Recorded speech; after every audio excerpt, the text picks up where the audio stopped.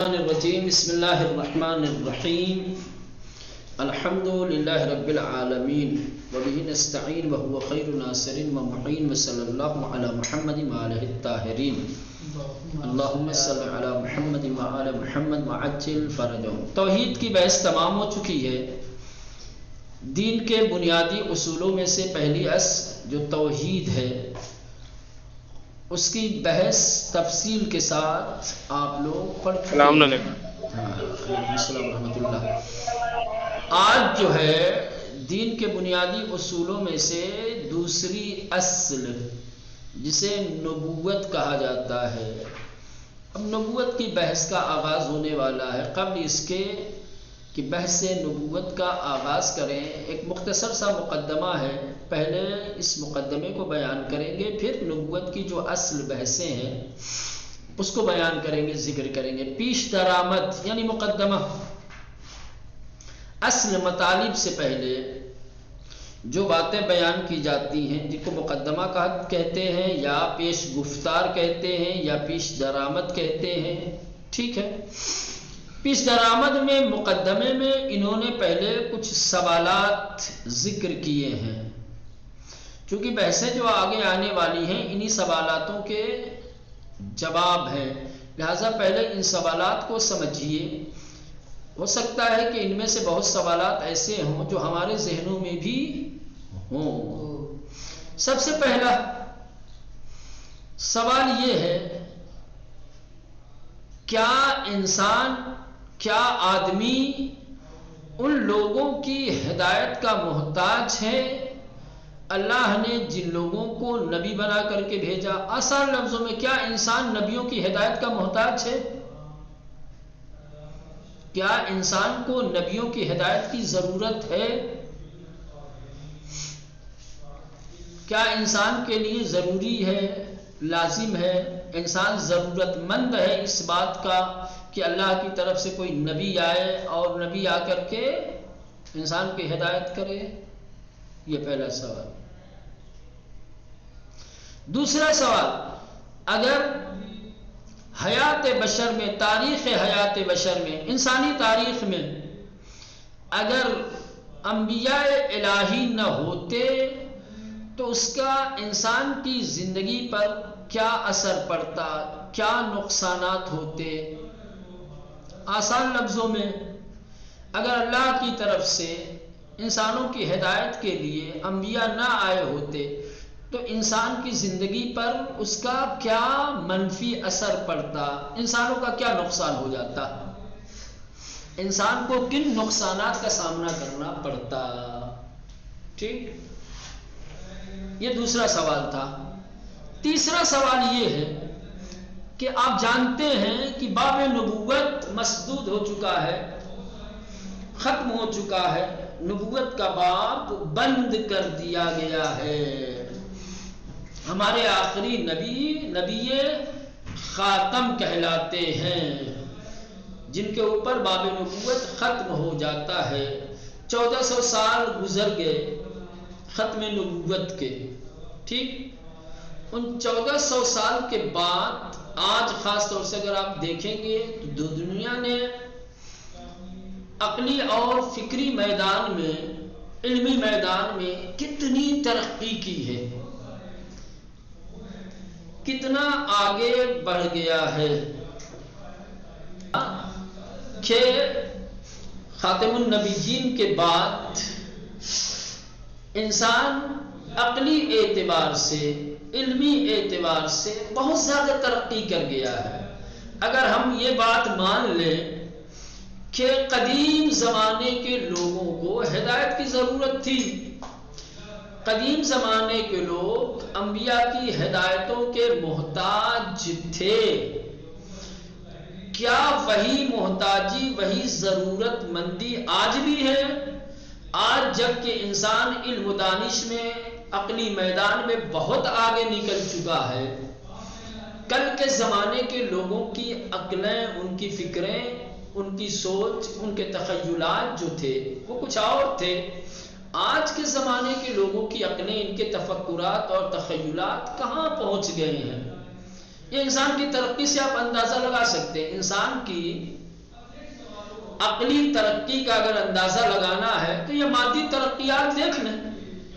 قدیم زمانے میں یہ ترقیاں تھی، ٹرین تھی، پلین تھا، موبائل تھا، نیٹ تھا، یہ بڑی بڑی گاڑیاں، یہ دریا میں سمندروں میں بڑے بڑے شپ، جہاز، یہ تمام چیزیں ہیں. علاج کے حوالے سے لے لیں، آج جو کچھ ترقیاں آپ دیکھ رہے ہیں یہ ساری ترقیاں علم اور عقل کا نتیجہ ہے. جو علم اور جو عقل کل کے زمانے کے لوگوں میں نہیں تھا. کل کے زمانے کے لوگ انبیاء کی ہدایتوں کے محتاج تھے. کیا آج جب کہ انسان نے علمی اور عقلی بے انتہا ترقی حاصل کر لی ہے، کیا آج کے لوگ بھی انبیاء کی ہدایت کے محتاج ہیں؟ آج بھی انسانوں کو ضرورت ہے انبیاء کی ہدایتوں کی. ٹھیک، یہ تیسرا سوال. چوتھا سوال، انبیاء الہی کس لیے آئے ہیں؟ ان کی ذمہ داریاں کیا تھی؟ ان کی رسالت کیا تھی؟ انبیاء علیہ السلام جو پیغام لے کر کے آئے، جو دین لے کر کے آئے، جو قاعدے قانون لے کر کے آئے، انسانی تاریخ میں یا انسانوں کے اوپر اس کا کیا اثر ہوا ہے، کیا فائدہ ہوا ہے، یہ وہ سوالات ہیں کہ انہی سوالات کی مناسبت سے بحث کی جائے گی اور انہی سوالاتوں کے جوابات دیے جائیں گے. اب تطبیق کرتے ہیں. دیکھیں، آیا آدمی بے ہدایت انسانہائی کے، کیا آدمی ان انسانوں کی ہدایت کے کہ از جانب خدا بند میں نبوت پر انگیختے شدے اند، کہ جو خدا کی طرف سے نبوت کے لیے بھیجے گئے ہیں، منتخب کیے گئے ہیں، نیازمند است. انسان ان لوگوں کا محتاج ہے. کیا آدمی ان انسانوں کی ہدایت کا محتاج ہے جو انسان اللہ کی طرف سے نبی بنائے گئے؟ ٹھیک، آسان لفظوں میں، کیا انسان انبیاء کی ہدایت کا محتاج ہے؟ اگر پیامبران الہی در تاریخ حیات بشر نبودند، اگر حیات تاریخ بشر میں، انسانوں کی تاریخ میں اگر انبیاء الہی نہ ہوتے، چہ نقصان یا نقصانہائی، تو کون سا نقصان یا کون سے نقصانات در زندگی انسان پدید می آمد، انسان کی زندگی میں ظاہر ہوتا. تاریخ انسانیت میں اگر انبیاء الہی نہ ہوتے تو انسان کی زندگی میں کیا نقصان یا کیا نقصانات دیکھنے پڑتے، ظاہر ہوتے، پیش آتے. اگر بے پذیریم انسان ہائے گزشتے نیازمند ہدایت انبیاء بودے اند، اگر ہم اس بات کو قبول کر لیں کہ ماضی کے انسان، گزرے ہوئے زمانے کے لوگ انبیاء کی ہدایت کے ضرورت مند تھے، محتاج تھے، آیا ان نیاز، کیا وہ محتاجی، کیا وہ ضرورت برائے انسان امروزی، آج کے زمانے کے انسان کے لیے بھی، کہ برخوردار از دانشہائے فراوانی، کہ آج کے زمانے کا انسان بہت سارے علوم، بہت سارے تجربیات کا حامل ہے، مالک ہے، جو بہت سارا علم رکھتا ہے، ورشت عقلانی فراوانی یافتے اور عقلی اعتبار سے بہت زیادہ ترقی حاصل کر لی ہے. ہم چنان باقی ہے، کیا وہ ضرورت آج بھی باقی ہے؟ آسان لفظوں میں اگر ہم قبول کر لیں کہ قدیم کے زمانے کے لوگوں کے پاس علم نہیں تھا، دانش نہیں تھی، عقل نہیں تھی، اس لیے وہ انبیاء کے محتاج تھے.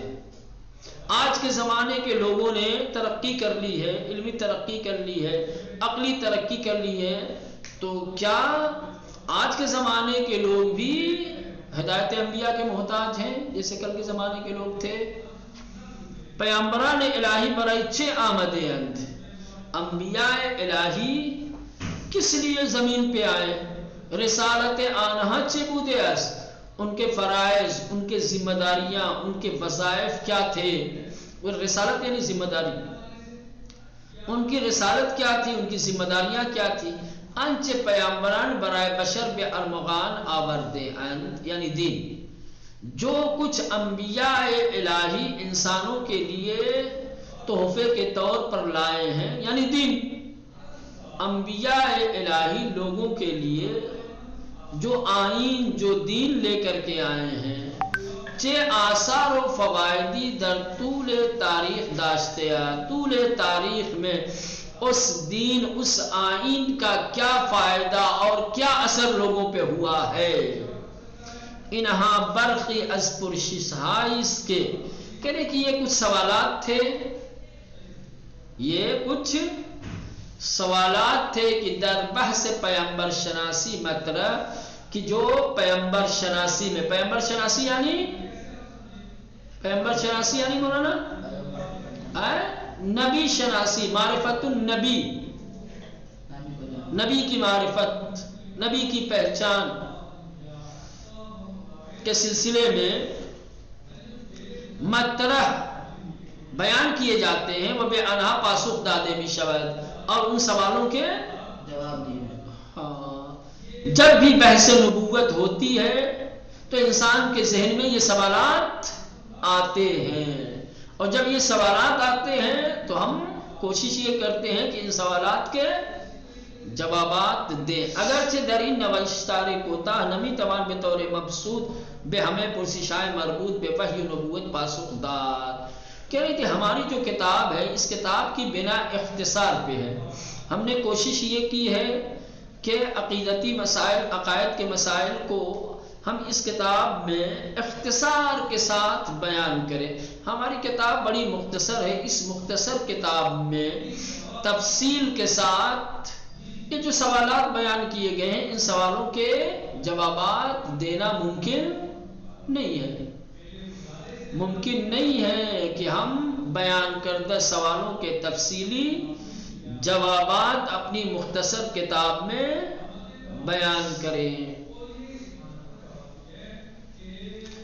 کہہ رہے ہیں کہ گرچہ در ان نوشتہ، کہہ رہے کہ اگرچہ اس تحریر میں، تحریر یعنی اس کتاب میں، در ان نوشتار کوتاہ، اس مختصر تحریر میں، اس کم حجم کتاب میں، نمی توان ممکن نہیں ہے کہ بطور مبسوط، مبسوط کہا جاتا ہے مولانا تفصیل، بطور مبسوط تفصیل کے ساتھ، شرح و وضاحت کے ساتھ، بے ہمیں پرسشائے مربوط بے وحی نبوت، وحی اور نبوت کے سلسلے میں جو تمام سوالات ہیں، کیا ہے پاسخ داد، ان کا جواب دیا جائے. وحی نبوت کے سلسلے میں جو سوالات ہیں، ان سوالات کے تفصیلی جوابات اس مختصر سی کتاب میں دینا ممکن نہیں ہے. عوامی کوشش، لیکن ہم کوشش کریں گے کہ مہم ترین آنہارا بابیانی سادے بررسی کنی. لیکن ہم اس بات کی کوشش کریں گے کہ ان سوالات میں سے جو سوالات زیادہ اہمیت رکھتے ہیں، ان کا جواب سادے انداز میں، سلیس انداز میں آپ کو دے سکیں، سمجھا سکیں، اس کی بررسی کریں گے. لہذا اب یہاں سے ان سوالوں کے جوابات شروع ہوں گے. نبی کون ہے، وحی کیا چیز ہے، انشاءاللہ آئندہ دروس میں دیکھا جائے گا کہ کس طریقے کے مسائل بیان ہوئے ہیں، کیا کیا چیزیں ہیں. ٹھیک.